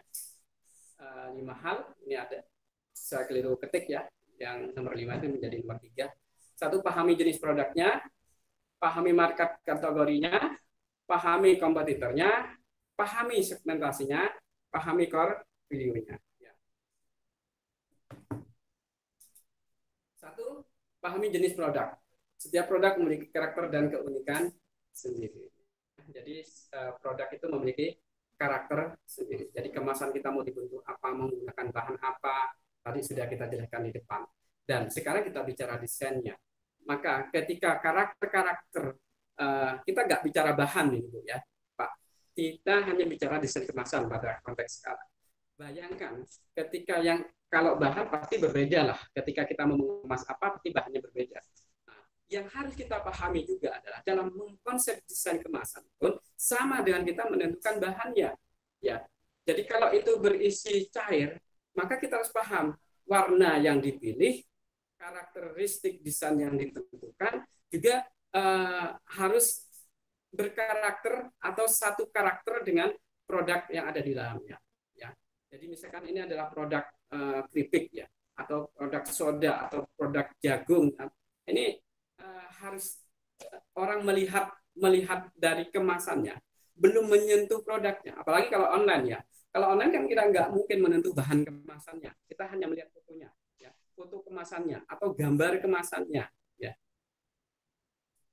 atau gambar kemasannya. Maka dengan hanya melihat gambar kemasannya tersebut, ya, orang tahu kalau ini adalah popcorn misalnya. Orang tahu bahwa ini adalah chip atau keripik. Orang tahu bahwa ini adalah tisu toilet misalkan. Dari desain kemasannya, ya. Kita tidak akan memperlihat ini produknya apa. Dari desain kemasannya itu orang akan tahu. Sehingga ini adalah karakter, ya. Jadi kalau tadi kita bicara karakter terkait dengan bahan kemasannya, maka pada desain kemasan pun juga karakter itu harus kita pahami. Kemudian pahami market kategorinya, ya. Harus dipahami di market apa produk nanti kita jual, ya. Jadi ini contoh ya, ini ada sama-sama produk madu ya. Ada yang madu biasa ya, madu yang umum dikonsumsi. Ada madu sekarang lagi tren, madu dengan sarangnya. Ada madu yang kemudian sekarang sudah dikembangkan ya menjadi madu-madu yang bersifat herbal. Kemudian dia menjadi madu batuk, madu apa namanya, dan madu-madu herbal lainnya ya. Jadi ini kemudian menjadi penentu kita desain kemasan itu berdasarkan market kategorinya ya. Kita jual madu yang mana. Kemudian pahami kompetitor ya. Kompetitor. Nah, sama masih saya contohkan madu biar lebih mudah ya. Madu itu pun juga kompetitornya macam-macam ya. Karena merek itu memang sudah sangat banyak sekali. Kalau kita mau jual madu yang biasa itu ya, maka kira-kira di madu yang mana kompetitor kita ya. Di madu di kompetitor kita tuh yang mana ya. Sehingga nanti kalau kita sudah tahu kompetitornya ya, maka kita akan lebih mudah dalam mengkonsep desain kemasannya ya. Sehingga apa? Sehingga kita nanti harus ada di atas kompetitor. Ketika kita tidak bisa menentukan kompetitor, ketika pada saat kita launching sudah beredar, baru kita tahu, wih, ternyata kompetitor desainnya lebih bagus-bagus. Ternyata kompetitor desainnya jauh lebih menantang misalkan. Kita merasa nyesal sekali. Aduh, kenapa saya dulu konsepnya desainnya seperti ini? Kenapa saya dulu nggak cari-cari dulu kompetitor seperti apa? Nah, tapi Bapak Ibu, kompetitor itu adalah yang di kelasnya, artinya sesuai dengan kelas kita. Jangan jadikan kompetitor pada segmen yang lain. Ya. Kompetitor itu adalah ketika segmennya atau grade-nya itu sama dengan produk kita. Pasarnya nasional berarti kita cari produk yang memang kompetitornya juga nasional. Produk madunya adalah untuk ibu-ibu, maka kompetitor kita adalah produk madu yang dikonsumsi oleh ibu-ibu. Kalau madu kita memang untuk produk herbal, maka yang harus kita cari adalah madu-madu yang juga terkategori madu herbal. Ya. Oke. Kemudian pahami segmentasi ya. Pada siapa, kelompok mana produk nanti akan kita distribusikan, akan kita jual ya. Nah, ini juga masih madu Bapak Ibu ya. Jadi ada madu anak, ada madu untuk wanita, ada madu untuk laki-laki dewasa ya. Sama-sama madu ya. Bukan berarti ya, kalau kita pahami bukan berarti madu ini yang gairah ini nggak boleh dikonsumsi laki-laki. Kata siapa? Madu kok boleh ya. Atau sebaliknya, yang madu laki-laki nggak boleh dikonsumsi wanita. Kata siapa? Boleh. Tapi secara positioning tercipta berdasarkan segmentasinya. Ya. Sehingga ketika madu anak ini seolah-olah hanya layak dikonsumsi oleh anak-anak, maka dibuatlah kemasan atau desain kemasan yang pasti nanti secara konsep itu bisa diterima oleh anak-anak. Ya, maka anak-anak tidak mungkin memilih yang hitam, tidak mungkin memilih yang warna pink ini. Kenapa? Merasa ini bukan madu untuk anak-anak. Padahal sama-sama madu, meskipun mungkin ada tambahan beberapa komponen lain ya, sehingga kemudian ini khusus untuk wanita, ini khusus untuk laki-laki. Sama yang madu laki-laki demikian. Dibuat warna hitam karena ingin menunjukkan betul-betul ini sesuai dengan segmentasinya untuk laki-laki dewasa. Kalau kemudian kita rubah ya, dibalik yang hitam ini kemudian dibuat warna-warni sebagaimana konsepnya anak-anak, maka yang laki-laki dewasa nggak mau beli Pak ya, malah yang borong nanti anak-anak. Kenapa? Disangkanya memang madu anak-anak. Maka ini yang harus dipahami juga terkait dengan segmentasinya. Posisi produk kita itu ada di mana? 5. Pahami core value-nya. Ya, setiap produk memiliki karakter dan keunikan tersendiri. Ya, ini yang kemudian kita harus gali. Ya, keunggulan produk kita itu apa? Ya, keunggulan produk kita harus paham. Keunggulan produk kita itu apa? Kelebihannya ada di mana dibandingkan dengan yang lainnya. Maka keunggulan itu yang kemudian kita pegang. Ya, kemudian kita komunikasikan bahwa memang kita berbeda dengan kompetitor. Ya, boleh banyak produk madu, tapi madu ini berbeda. Nah, kenapa? Karena kita sudah mengkaji, kita sudah memahami bahwa inilah salah satu dari kelebihan produk kita. Nah, itu kemudian yang harus kita sampaikan. Ya. Strategi menghasilkan kemasan yang menarik. 1, pilih warna yang tepat. Ya. Bagaimanapun Bapak Ibu ya, warna ini menjadi penentu pertama. Ya. Menjadi penentu pertama orang kemudian berhenti atau melihat dan lain sebagainya ya, karena warna kemasan suatu produk sangat penting ya, hampir 90% dari pembelian didasarkan hanya pada warna ya. Jadi kita harus mengetahui peran dan arti warna dalam desain kemasan.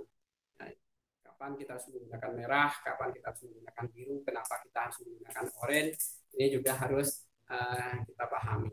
Makna-makna merah ini sebetulnya sudah umum dalam masyarakat ya. Makna-makna warna ini sudah umum dalam masyarakat, sehingga kita tidak boleh kemudian yang umum itu kemudian kita tabrak ya. Pak, biar sensasinya beda misalkan, apakah nggak boleh ya? Boleh-boleh saja, cuman sesuatu yang kemudian kita menabraknya maka butuh sekali energi, butuh banyak strategi yang hebat ya, agar orang paham bahwa memang kita itu berbeda ya. Misalkan kita sudah tahu kalau biasanya untuk warna pedas itu merah ya, warna pedas produk kita pedas misalkan, kita kemudian merah ya, itu umum. Kemudian kita nabrak agar kemudian orang melihat bahwa kita unik dan berbeda, kita kasih warna biru. Apakah nggak bisa ya? Tapi kita sudah tapi kita harus siapkan banyak sekali waktu, banyak sekali strategi, bahkan juga banyak sekali duit untuk bisa memahamkan bahwa biru yang kita pilih itu adalah pedas.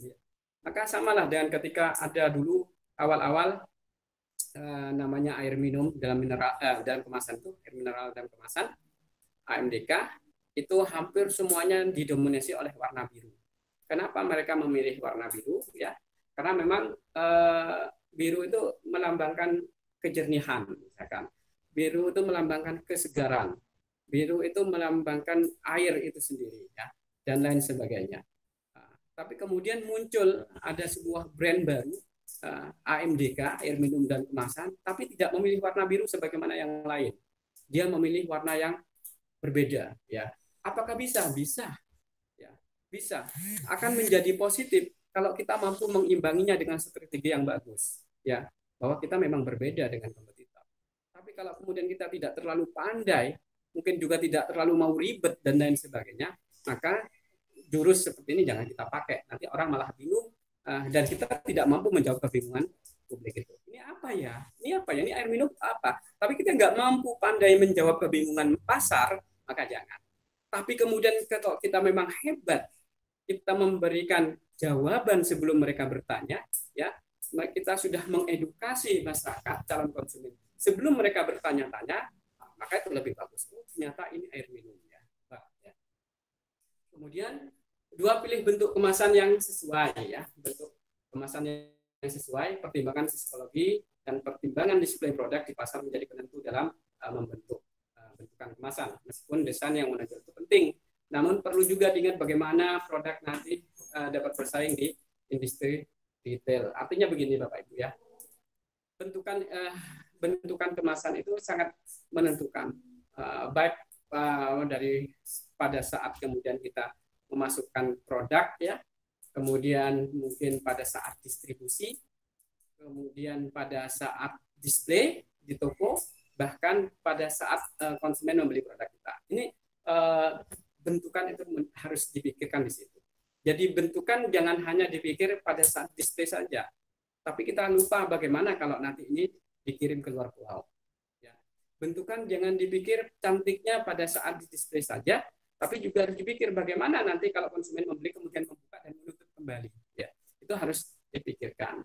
Maka beberapa produk ya bentukan standing pot dianggap cantik bagus ya, tapi kadang-kadang tidak akomodir ya, ketika harus didisplay di beberapa harus didisplay di tempat-tempat supermarket ya, retail modern gitu, ketika memang di situ barang-barang sangat penuh sekali, banyak sekali ya. Karena kalau standing pot harus ada space khusus yang agar dia bisa posisinya berdiri ya. Tapi kalau mungkin bentukannya pillow kan lebih fleksibel ya, dia bisa berdiri, bisa tidur dan lain sebagainya. Sehingga kadang-kadang bentukan-bentukan ini menjadi berpengaruh kepada toko-toko atau retail itu untuk lebih memilih karena bentukannya salah satunya lebih simpel. Kemudian 3, ciptakan desain yang mudah dimengerti. Pelanggan butuh dimengerti produk dalam waktu yang sangat cepat. Mereka hanya memiliki di waktu dalam hitungan detik untuk dapat memahami produk saat pertama kali melihat. Nah, jangan bikin ruwet, jangan bikin rumit ya.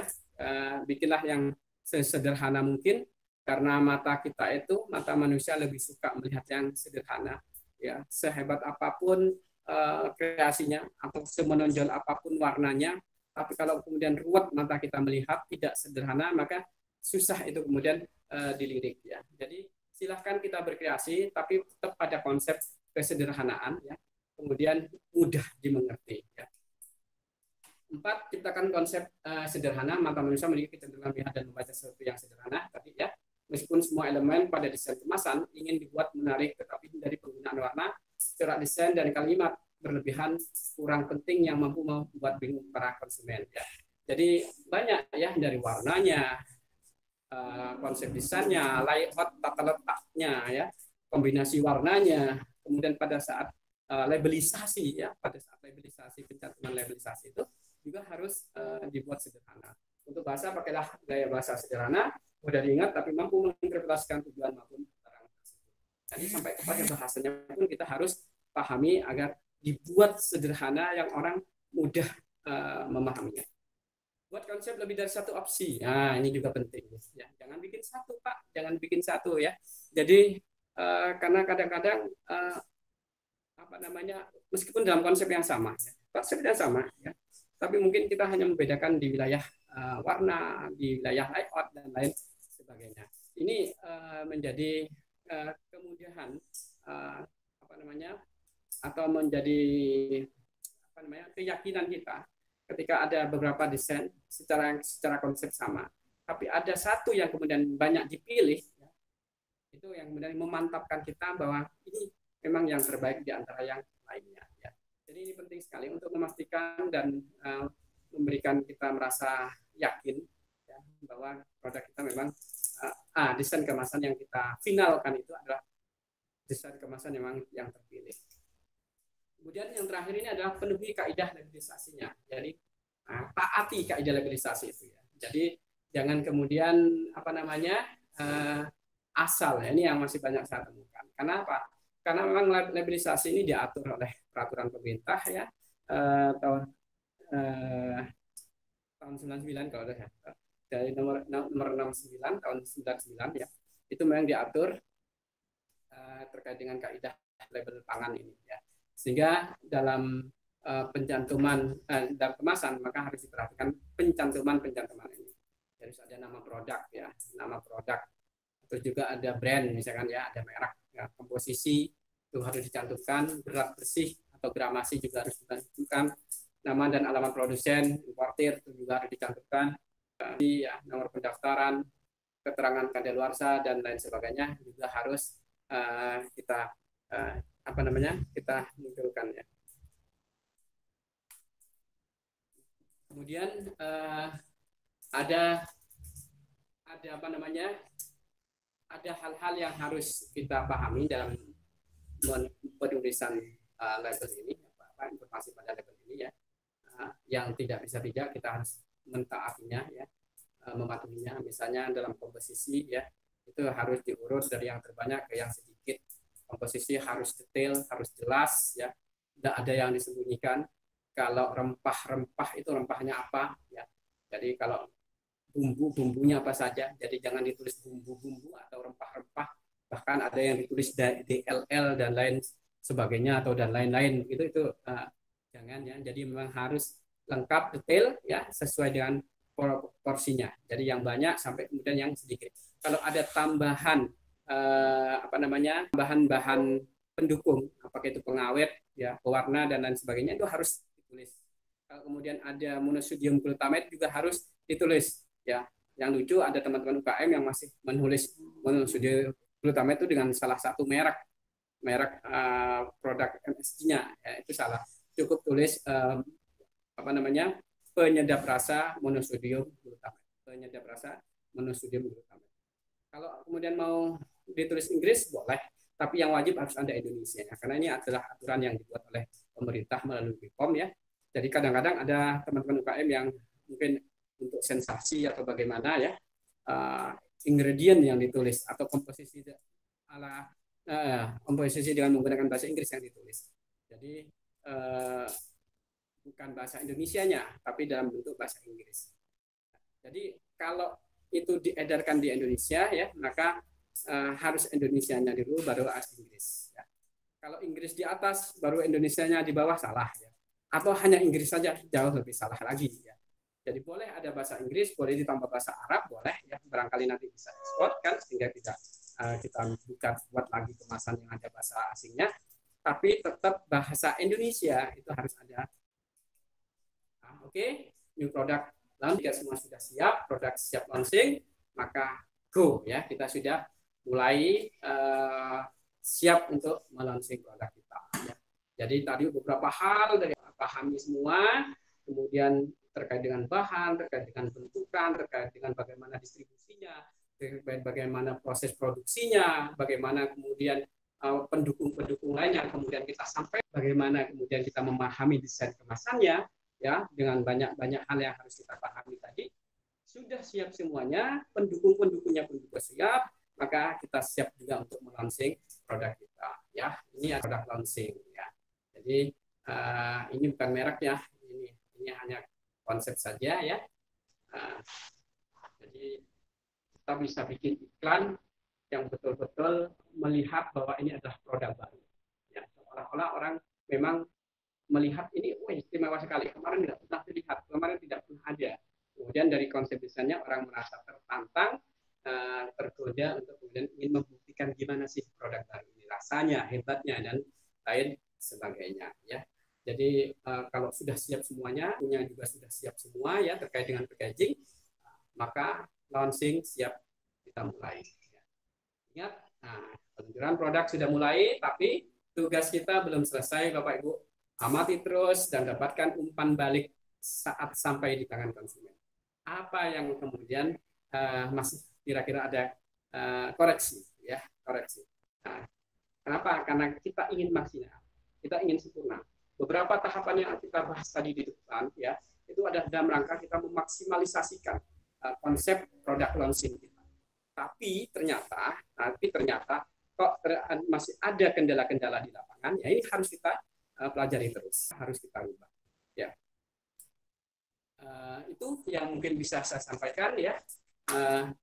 Mungkin ada hal-hal yang ingin ditanyakan, didiskusikan.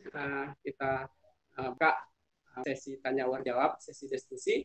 Saya serahkan langsung kepada teman-teman di BDC sebagai moderator. Terima kasih.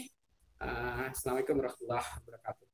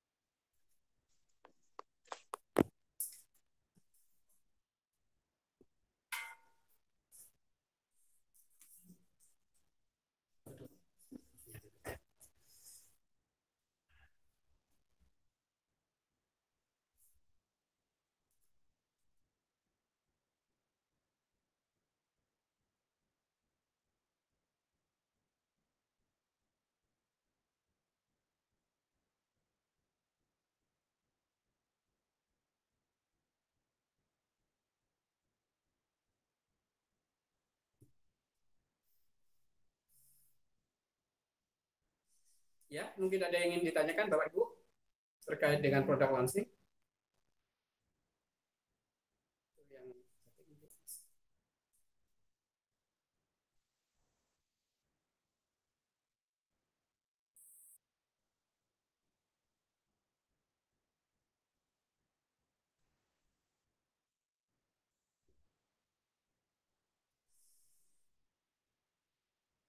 Oke, saya langsung jawab. Ada beberapa pertanyaan ya.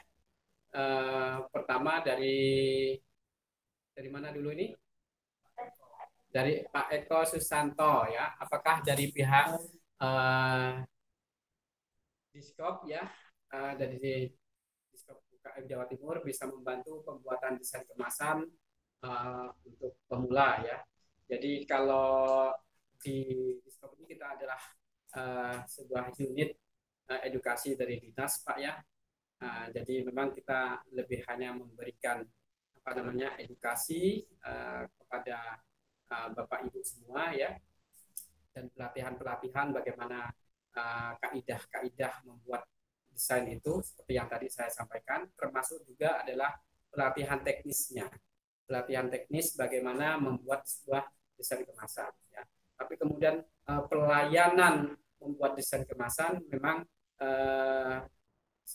nanti coba saya tanyakan dulu ya. Yang saya tahu memang tidak ada Bapak Ibu ya, karena memang kita lebih fokus pada edukasinya ya, edukasi bagaimana secara teknis atau mungkin wawasan-wawasan terkait dengan kemasan, sehingga kalau toh bukan Bapak Ibu yang mendesain, setidaknya Bapak Ibu memiliki konsep bagaimana sih sebetulnya mengkonsep sebuah desain kemasan yang benar itu ya, sehingga bisa menjual.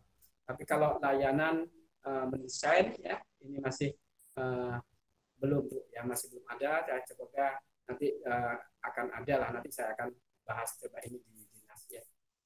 Kemudian dengan Bu Cynthia Balkis, apakah ada fasilitasi dari dinas koperasi seperti workshop dari pemerintah yang memudahkan kita untuk konsultasi hingga mungkin pembuatan kemasan? Karena saya beberapa kali menemukan workshop kemasan namun harganya masih kurang cocok budget dan itu belum biaya desain. Bu Cynthia, sama dengan pertanyaannya Pak Eko ya, jadi lebih kepada apakah ada fasilitasi desain kemasan ya. Coba nanti ini menjadi PR kami ya, karena memang selama ini kita lebih fokus pada edukasinya ya, bagaimana kita memiliki konsep dalam rangka membuat desain kemasan, meskipun kita bukan yang mendesain, tapi kita juga ada pelatihan-pelatihan secara teknis bagaimana membuat desain kemasan. Kita sudah di tahun 2020 ini pun ya, sebelum pandemi, persis di bulan Maret kita sudah mengadakan pelatihan teknis bagaimana membuat desain kemasan ya. Kemudian yang di bawahnya dari Nabila Food,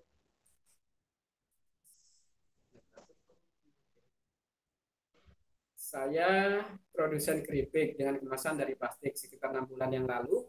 Saya ingin mengekor kemasan kompetitor produsen pabrikan besar dan mencoba menambah variasi kemasan seperti pabrikan besar, metalize ya, dengan menyewa jasa desainer dan cetak full printing di aluminium foil. Namun ternyata dari sisi kemasan konsumen saya ternyata lebih menyukai kemasan plastik saya daripada kemasan aluminium foil full printing.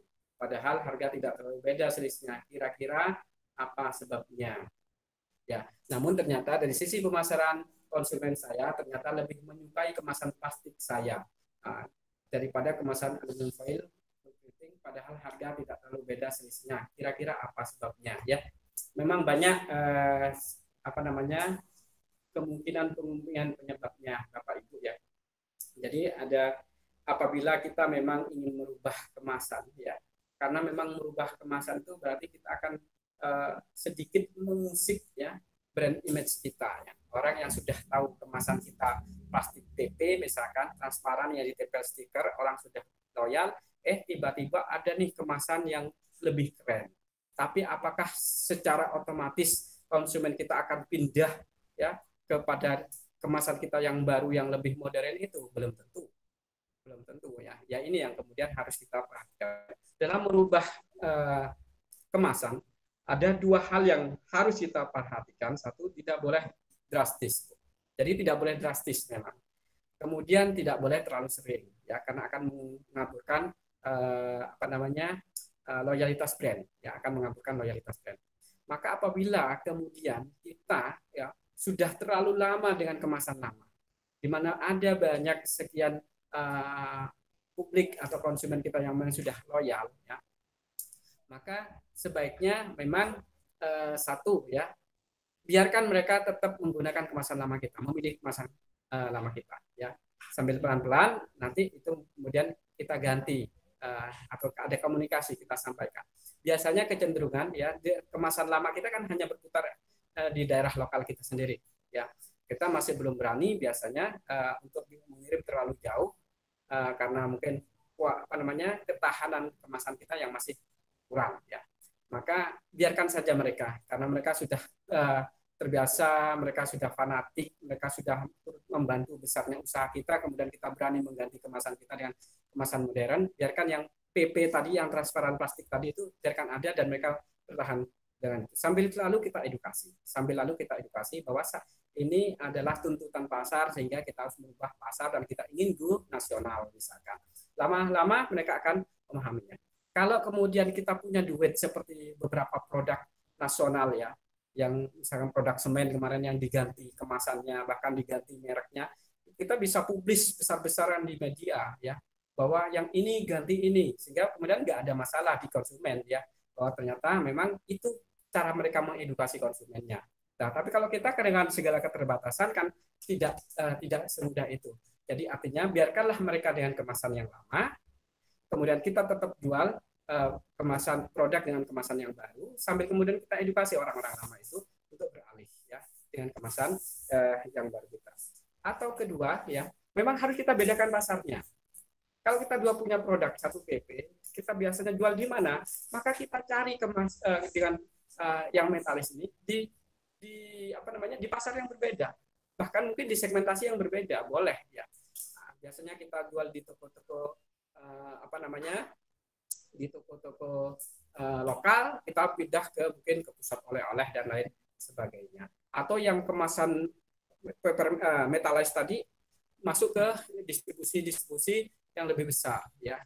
Apakah kemudian ikut nembeng di distributor yang raksasa itu ya. Distributor raksasa, di mana distributor raksasa itu biasanya juga menjual produk-produk produsen besar. Kita itu di situ. Kalau tampilan kemasan kita sudah bagus, kontinuitas produksi kita, produk kita juga sudah bagus, maka bargaining kita ya insya Allah seimbang lah dengan pabrik-pabrik yang sudah besar. Jadi pasarnya dibuat berbeda. Dan yang paling mudah sebetulnya ya, yang paling mudah adalah ya merubah kita launching produk dengan brand baru ya, dengan brand baru sehingga wajah-wajah yang lama ini memang memiliki komunitasnya sendiri ya, memiliki habitatnya sendiri. Biarkanlah mereka berkembang seperti itu sampai kemudian seberapa lama tren kemasan PP tersebut bisa berjuang mempertahankan diri kan gitu ya. Nah, maka kelama-lamaan memang pasti akan beralih lah ke yang modern ini, pasti akan beralih. Sehingga yang paling mudah adalah kita memang kemudian buat merek baru ya, kemudian produknya boleh sama ya, mungkin akhirnya PIRT-nya pun juga berbeda ya. Nanti juga mungkin kalau sudah lama boleh mendaftarkan mereknya ya, sehingga kita tidak ada dibandingkan atau masih ada hubungan dengan produk PP yang sebelumnya ya. Jadi itu yang paling mudah seperti itu terkait dengan kenapa produk kita yang baru dan kemasannya justru modern, harganya pun juga selisih sedikit malah tidak diterima. Ya. Tapi pahami juga Bapak Ibu ya, produk baru yang dengan kemasan modern ini kita akan masih melanglang sebuah pasar yang cukup luas ya, area nasional yang cukup besar ini ya, daripada PP yang mungkin masih lokal. Ya, masih lokalan saja karena keterbatasan distribusinya dengan ketika menggunakan bahan seperti itu ya tidak akan lebih bertahan lama. Tidak apa-apa, terus saja ya. Nah tadi mungkin sudah terlanjur loyal dengan PP kita ya tetap aja. Nanti lama-lama kita lakukan edukasi, mereka juga akan berpindah seiring dengan semakin banyaknya pasar yang sudah memilih bahan metalis. Oke, kemudian Pak Eko. Alamatnya maksudnya apa ya Pak Eko? Apakah atasnya Pak Eko? Coba Mas saya minta lihat dulu. Apa Pak Eko? Oh, mungkin gini ya, karena memang saya sekarang ada di di rumah besar kemasan ya.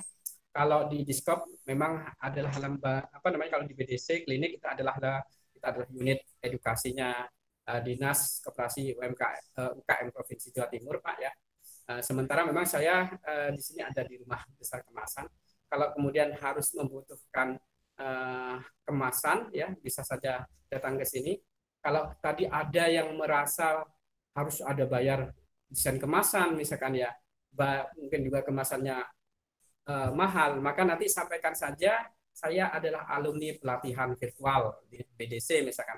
coba nanti akan saya bantu Bapak Ibu ya dengan mungkin cost yang lebih membantu sekali, baik itu harga maupun di desain kemasan. Insya Allah kita bantu. Insya Allah kita bantu. Yang penting usaha panjenengan semuanya bisa jalan ya, sukses berkah. Maka kalau jenengan sukses ya besar, itu yang menjadi kebahagiaan luar biasa bagi kami ya. Kemudian kopi Vina Aman ya, CV Vina Aman. Produk saya kopi herbal. Selama ini saya menjual dengan kemasan pouch, stiker, dan botol plastik. Menurut Pak Nasrullah, kemasan kopi herbal yang tren dan bagus yang bagaimana ya? Oke, saya ambil contoh sebentar ya.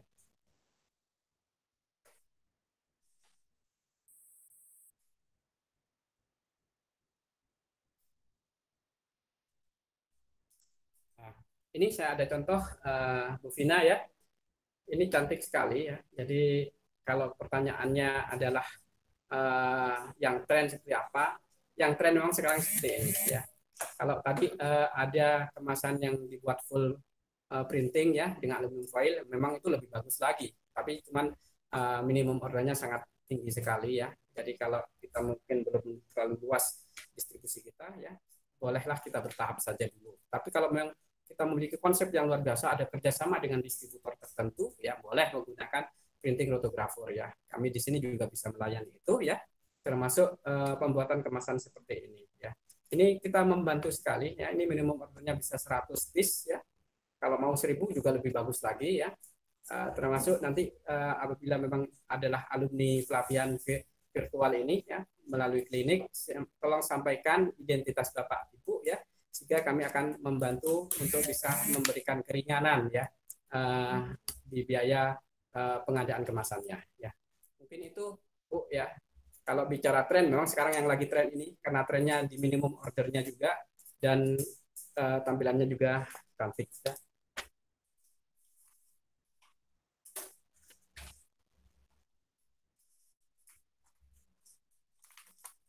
Ini juga ya, ini adalah produk kopi ya. Banyak sekali, sebentar Bu ya.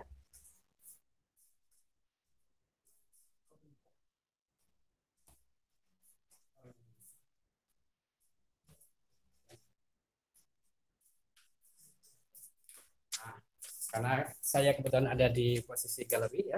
Nah, ini juga cantik sekali Bu Vina ya. Jadi ini adalah produk kopi ya.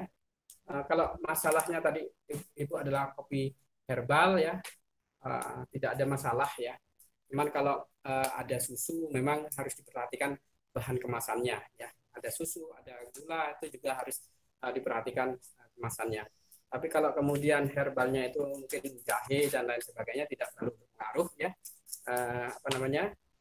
Kemasan yang tren untuk kopi sekarang seperti ini. Trennya ini karena memang ini adalah full grafis ya depan belakang, kemudian harganya terjangkau dan minimum ordernya pun bisa 100 piece ya.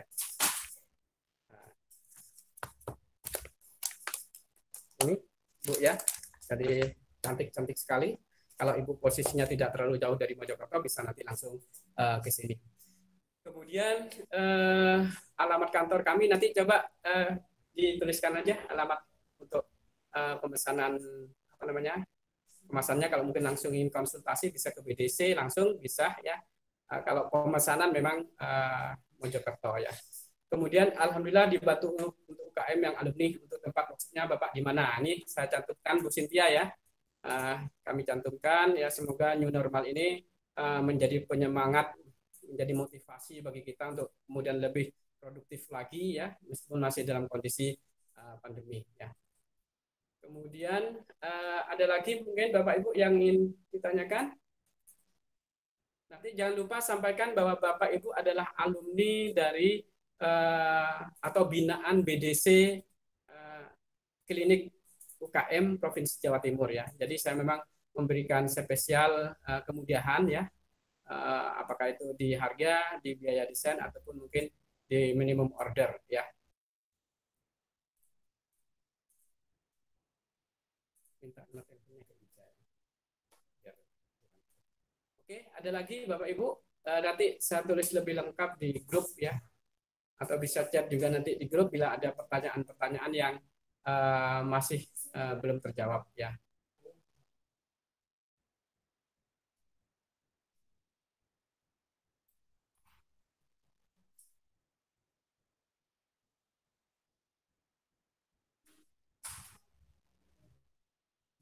Ya, oke. Cukup Bapak Ibu? Ya. Mungkin nanti bolehlah dilanjutkan di grup kalau ada pertanyaan ya, atau bisa langsung japri saya, nomor saya ada di grup Bapak Ibu ya. Sehingga nanti apa yang belum terjawab atau mungkin ada hal-hal baru yang kemudian justru ingatnya setelah kegiatan ini ditutup, silakan nanti kita bisa komunikasi di grup ya, atau bisa japri saya ya. Nomor saya juga ada di grup Bapak Ibu ya. Karena yang hadir di acara ini kita sudah masukkan di grup ya. Oke, itu saja yang bisa saya sampaikan Bapak Ibu. Mohon maaf jika ada kurang dan khilaf kami ya. Ingat, kita harus produktif, kita harus belajar terus ya. Karena memang ikhtiar itu katanya tidak akan berantem atau pasti seimbang dengan hasilnya ya. Jadi itu ikhtiar itu tidak akan pernah mengkhianati hasil katanya, atau hasil tidak pernah mengkhianati ikhtiar ya. Itu saja yang bisa saya sampaikan. Mohon maaf ya. Terima kasih Bu Vina Putri, Pak Eko Susanto ya yang sudah bersedia berpartisipasi ya pada kegiatan ini. Bapak Ibu semua yang mungkin tidak bisa saya sebut satu persatu, terima kasih semuanya. Semoga ini bermanfaat sekali buat Bapak Ibu semuanya ya. Mohon maaf jika ada kurang dan khilaf kami. Sekali lagi, Assalamualaikum warahmatullahi wabarakatuh.